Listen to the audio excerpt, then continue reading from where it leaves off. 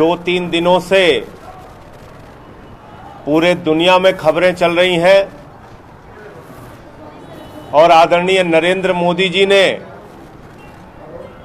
भारत की इंटरनेशनल बेइज्जती करा दी है।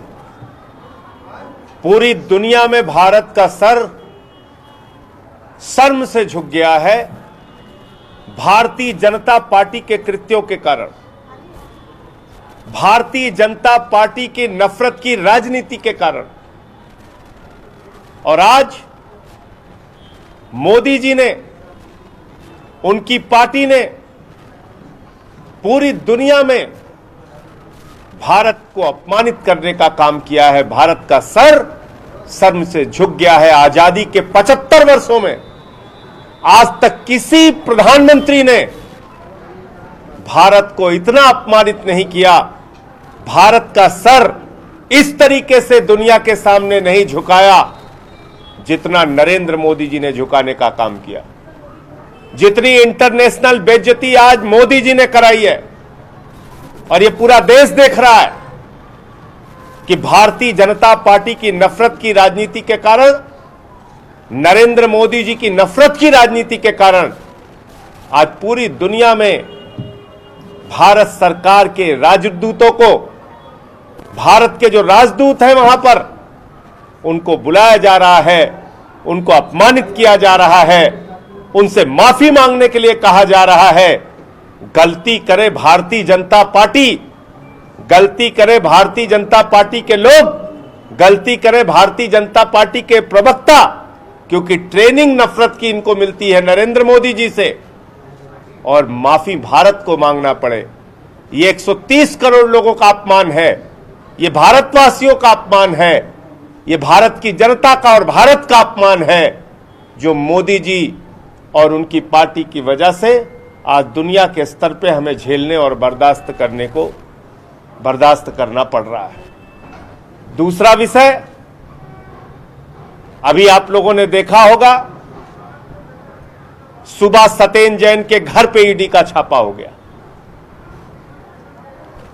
5 दिनों तक सत्येंद्र जैन से पूछताछ हुई, कुछ नहीं मिला सत्येंद्र जैन के पास, कोई भ्रष्टाचार नहीं खोज पाई मोदी जी की एजेंसी ईडी। और हाई कोर्ट में जब पूछा गया तो कह दिया सत्येंद्र जैन के खिलाफ तो कोई एफआईआर ही नहीं है, सत्येंद्र जैन के खिलाफ तो कोई शिकायत ही नहीं है। तो जब सत्येंद्र जैन के खिलाफ कोई एफआईआर नहीं, कोई शिकायत नहीं, तो उनको गिरफ्तार करके क्यों रखा गया है? इसलिए रखा गया है क्योंकि सत्येंद्र जैन एक ईमानदार इंसान है और दिल्ली के अंदर बेहतर स्वास्थ्य सेवाओं को जनता के लिए देकर पूरी दुनिया में भारत का नाम रोशन कर रहे हैं। पूरी दुनिया में दिल्ली के स्वास्थ्य मॉडल की चर्चा हो रही है और उसके पीछे बहुत बड़ा योगदान सत्येंद्र जैन का है। आज उनको गिरफ्तार करके रखा गया है और जब उनको अपमानित कर लिया, 5 दिन तक कुछ नहीं मिला, कह दिया एफआईआर नहीं, कोई कंप्लेंट नहीं, तो अब पहुंच गए सत्येंद्र जैन के घर पे, उनके पत्नी को, उनके परिवार को, उनके बच्चों को वहां अपमानित करने का काम कर रहे हैं। और आप सारे लोग जानते हैं ये पहला मौका नहीं है।